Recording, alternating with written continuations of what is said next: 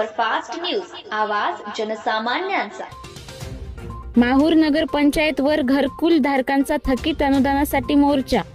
माहूर शहरातील पंतप्रधान आवास योजनेचे अनुदान मिळाले नसल्याने लेखी आश्वासन देऊन सुद्धा आश्वासनाची पूर्तता न केल्याने मुख्याधिकारी यांच्यावर गुन्हा दाखल करावा यासाठी शेकडो घरकुल लाभार्थ्यांनी काँग्रेसचे जिल्हा सरचिटणीस आनंद पाटील तुपदाळे यांच्या नेतृत्वात नगर पंचायत वर मोर्चा काढला।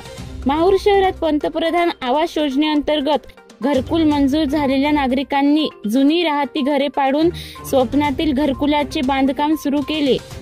शासनाने अनुदानाचे पैसे लवकर मिळतील या अपेक्षेने लोकांचे उधार उसनवार करून खाजगी कर्जे घेऊन घरकुलाचे काम पूर्ण केले, परंतु अद्याप अनुदान मिळाले नाही।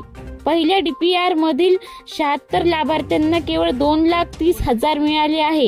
उर्वरित 20,000 रुपये थकीत आहे। एकूण 4 DPR मधील 1103 लाभार्थ्यांपैकी 1,027 लाभार्थ्यांचे 50,000 चे अद्याप थकीत असल्याने नगर पंचायत समोर माहूर पोलीस स्टेशनचे पोलीस उपनिरीक्षक पालसिंग ब्राह्मण आणि सहर्यांना सांगितले। यावेळी नगर पंचायतचे कर्मचारी श्री संदीप गजलवार, श्री विशाल ढोरे व श्री विजय शिंदे, गणेश जाधव यांनी लाभार्थ्यांना 4 दिवसात सर्वांना शासनाचे अनुदान वितरित करण्यात येईल असे लेखी देण्यात आले। महाराष्ट्र सुपरफास्ट न्यूज साठी गणेश वाडेकर, माहूर।